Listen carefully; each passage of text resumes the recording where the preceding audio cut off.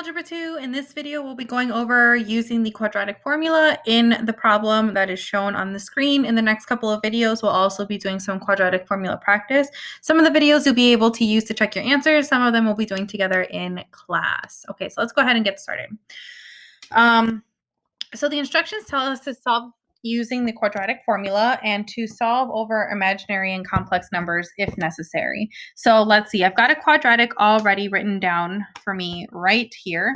Now before I get started using my quadratic formula, I just like to write it somewhere on my paper so that I have it as a reference.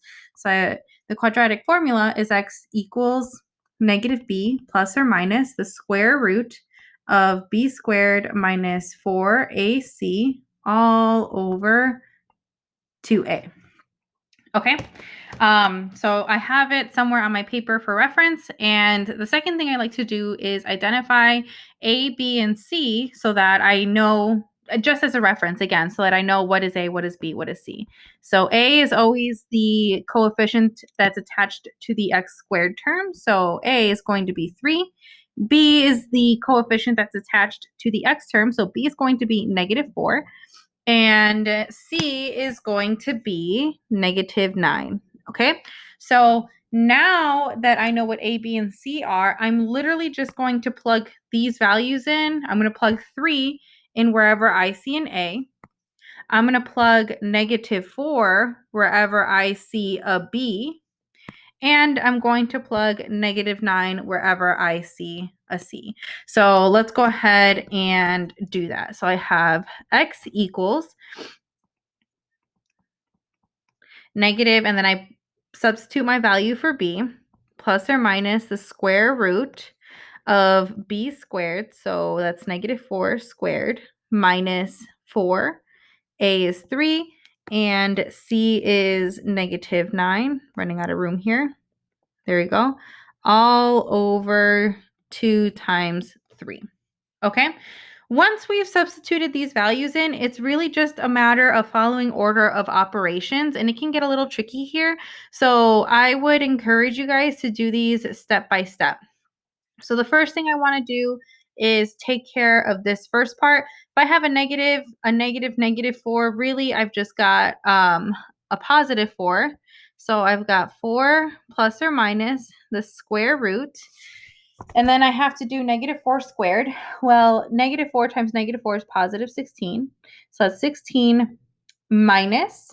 And then I've got negative 4 times 3 times negative 9. So negative 4 times 3 times negative 9 is actually going to be a positive 108. So negative times a negative is a positive. All over 2 times 3, that's going to be 6. Okay, and I'm just going to zoom out here so I've got a little more space. All right, let's go on to our next line. So again, I've got x equals 4 plus or minus. Let's simplify that radical. 108 plus 16 is 124. So I have plus or minus the square root of 124 all over 6. Okay, the next thing I want to do is simplify that square root. So I'm going to make a quick, list of my perfect squared numbers here. So let's start off with 4, 9. 4 squared is 16. 5 squared is 25. 6 squared is 36. 7 squared is 49. 8 squared is 64. 9 squared is 81, and 10 squared is 100. So 124 divided by 100, that's not going to give me a nice number. 124 divided by 81, that's also not going to give me a nice number. 124 divided by 64 is also not going to give me a nice number. Neither is 124 divided by 49. Neither is 124 divided by 26. Neither is 25. Neither is 16. Neither is 9. However, 124 divided by 4 does give me a nice number. So 124 divided by 4, or 4 times 31, is the same thing. So I'm going to replace that underneath my radical here. So I've got x equals 4 plus or minus square root of 4 times the square root of 31 all over 6. Okay, now we know what the square root of 4 is. The square root of 4 is 2. The square root of 31 is not a nice number, nor can I simplify the square root of 31 anymore, so it's going to stay underneath the radical all over 6. Now, the next thing I can do is I can simplify this fraction. I'm going to come over here now since I've run out of room. So I'm just going to go ahead and rewrite that. So I have x equals 4 plus or minus 2 root 31 all over 6. So I can separate this fraction as 4 over 6 plus or minus 2 over 6 times root 3. This fraction can get simplified even more.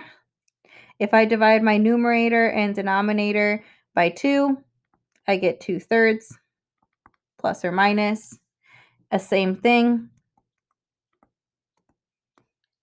So my answer is going to be x equals 2/3 plus or minus 1/3 times root 3. So one of my answers is x equals 2/3 plus 1/3 root 3. And the other one is going to be x equals 2/3 minus 1/3 times root 3. You can leave your answer like this. However, the textbook might ask you to enter it as the plus and the minus, just like that. Thanks for watching.